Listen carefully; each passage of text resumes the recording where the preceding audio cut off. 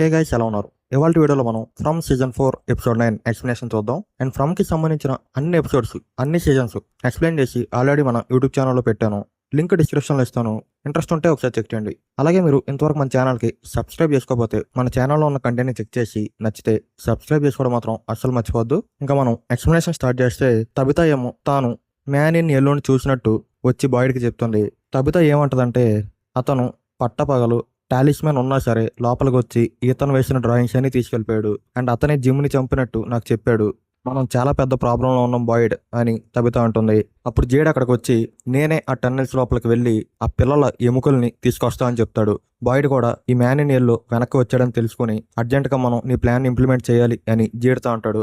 And అలాగే మన man in yellow ఏమో మళ్ళీ సోఫియా లాగా కన్వర్ట్ అవుతాడు. అలా కన్వర్ట్ అయ్యి ఎల్జిన్ అండ్ క్లారా దగ్గరికి వస్తుంది. వాళ్ళేమో ఊర్లో ఉన్న తాడుని మొత్తం సేకరిస్తూ ఉంటారు. ఎందుకంటే ఆ చెట్టు పడేశాక ఆ తాడుతో తబితా అండ్ జేడ్ ని పైకి లాగడానికి. అండ్ సోఫియాతో వీళ్ళిద్దరూ ఆ ప్లాన్ ఇంప్లిమెంట్ చేస్తున్నారు అనే విషయాన్ని చెప్తారు. అప్పుడు సోఫియా క్లారాని పక్కకి తీసుకువెళ్ళి, నేనెవరో నీకు తెలుసా అని తన కళ్ళని నల్లగా చేసి కళ్ళజోడు తీసి క్లారాకి చూపిస్తుంది. మనం ఒక ఒప్పందాన్ని కుదుర్చుకున్నాం కదా, నువ్వు నా కోసం ఒక పని చేయాలి అని సోఫియా క్లారాతో అంటుంది. అండ్ అప్పుడు సోఫియా క్లారాని తన ఇంటికి తీసుకువెళ్ళి, నువ్వు ఇక్కడికి వచ్చినప్పుడు మన ఇద్దరం ఒక ఒప్పందాన్ని కుదుర్చుకున్నాం, గుర్తుందా? అది చేస్తే నేను నిన్ను నీ ఇంటికి పంపించేస్తా అని అంటుంటే, క్లారా ఏమో నేను వాళ్ళని ఆ ఎముకలు తవ్వకుండా ఆపాలా అని అడిగితే, లేదు లేదు, వాళ్ళు ఆ ఎముకల్ని తవ్వాలి, వాళ్ళ ప్లాన్ అనేది ఫెయిల్ అవ్వాలి, ఈ ప్లేస్ మొత్తం కొన్ని ఆచారాలు బట్టి తయారైంది అని చెప్తూ ఆ చాకుతో సోఫియా తన చేయిని కోసుకుని అలాగే క్లారా చేతిని కూడా కోసి ఇద్దరు చేతుల్ని కలుపుతుంది. మరోపక్క విక్టర్ వాళ్ళ నాన్నేమో కాలనీ హౌస్ లో ఉన్నప్పుడు మళ్ళీ అతను హాస్పిటల్కి వెళ్ళినట్టు అనిపిస్తుంది. ఈసారి అతను కూర్చుని ఉంటాడు. అతను ఎదురుగా విక్టర్ ఉంటాడు. విక్టర్ ఏమో, నువ్వు కోమాలో ఉన్నప్పుడు పదే పదే బాయ్డ్, డానా, తబితా అని మాట్లాడుతూ ఉండేవాడివి. నువ్వు డాక్టర్ చెప్పినట్టు అక్కడ ఆ ప్లేస్ తో డిస్కనెక్ట్ అవ్వాలి అని చెప్తే, విక్టర్ వాళ్ళ నానేమో, ఆ ప్లేస్ తో కనెక్ట్ అయ్యేలా చేసేది నువ్వే విక్టర్, నేను నిన్ను అక్కడ చంపేయాలా ఏంటి ఇప్పుడు అని అడుగుతూ ఉంటాడు. అదంతా నిజం కాదు, నువ్వు అక్కడున్న విక్టర్ని చంపే అని ఈ విక్టర్ చెప్తూ ఉంటే, విక్టర్ వాళ్ళ నానేమో నా వల్ల కాదు అన్నట్టు చెప్తూ ఉంటాడు. అప్పుడు అతను మళ్ళీ ఆ కాలనీ హౌస్ వచ్చేస్తాడు. క్రిస్టి ఏమో బాయ్డ్ దగ్గరికి వచ్చి, ఫాతిమా లో హార్ట్ బీట్, లో బీపీ ఈ విషయం గురించి చెప్తుంది.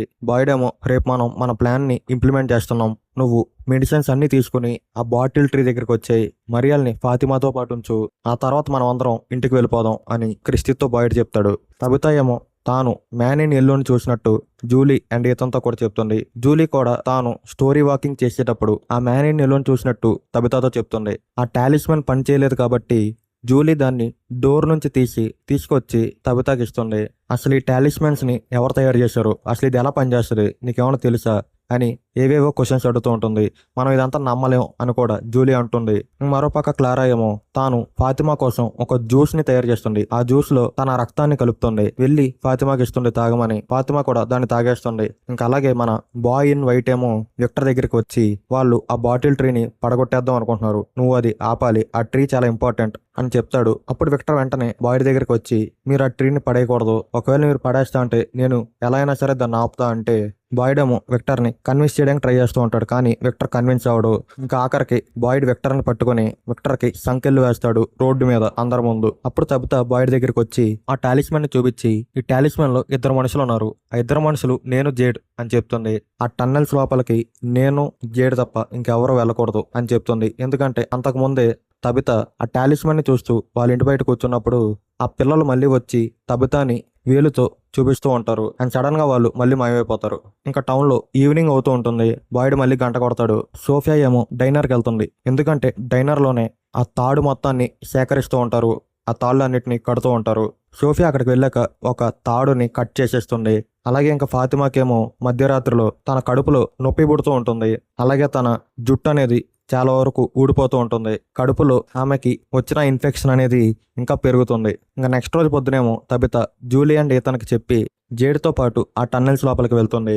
అండ్ బాయ్డ్ అండ్ తన గ్రూప్ ఏమో ఆ బాటిల్ ట్రీ దగ్గర ఉంటారు.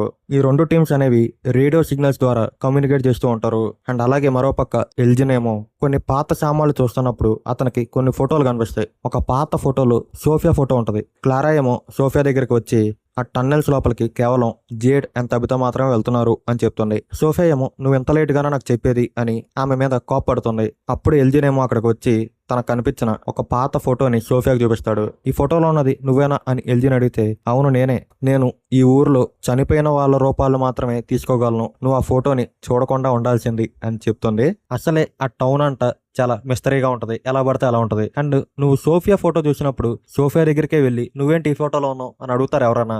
మరి డమ్ముగా బిహేవ్ చేసింది ఎల్జిన్ క్యారెక్టర్ అనేది. ఆ ఫోటోని తీసుకెళ్లి బాయ్డ్కి చూపిస్తే ఏదో ఒకటి చేస్తాడు. అలాగే ఇంకా తబితా అండ్ జేడేమో ఆ పిల్లల ఎముకలున్న ప్లేస్ దగ్గరికి వెళ్ళి వాళ్ళ చుట్టూరు ఉండే ఆ టన్నెల్స్కి వచ్చే ఎంట్రన్సెస్ అన్నిటిని మూసేసి ఆ ప్లేస్ ని తవ్వడం మొదలు పెడతారు. ఆ సౌండ్ కి మాన్స్టర్స్ అన్ని లేచి వాళ్ళ వైపు వస్తాయి. వాళ్ళు ఒక రేడియో సిగ్నల్ ఇస్తారు. ఆ సిగ్నల్ తో బాయ్డ్ టీం మొత్తం రెడీగా ఉంటారు. నెక్స్ట్ సిగ్నల్ వచ్చాక వెంటనే వాళ్ళు ఆ బాటిల్ ట్రీని తీసేయొచ్చు. ఆ నెక్స్ట్ సిగ్నల్ కోసం వాళ్ళు వెయిట్ చేస్తూ ఉంటారు. వీళ్ళు తవ్వడం పూర్తయ్యాక ఆ పిల్లల ఎముకలు అనేవి అక్కడ ఉంటాయి. అండ్ ఆ మాన్స్టర్స్ కూడా వాళ్ళ దగ్గరికి వస్తాయి. ఇక్కడతో ఈ ఎపిసోడ్ అనేది ఎండ్ అవుతుంది. అండ్ ఈ వీడియోకి ఎంతే. మరి ఈ వీడియో మీకు నచ్చిందని అనుకుంటున్నా. నచ్చినట్టయితే లైక్ చేయడం మాత్రం అస్సలు మర్చిపోవద్దు. అలాగే వీడియో ఎలా అనిపించిందో కింద కామెంట్ చేయండి. మనం ఫ్రమ్ సీజన్ 4 ఎపిసోడ్ 10 ఎక్స్ప్లెనేషన్ వీడియోతో మళ్ళీ కలుద్దాం.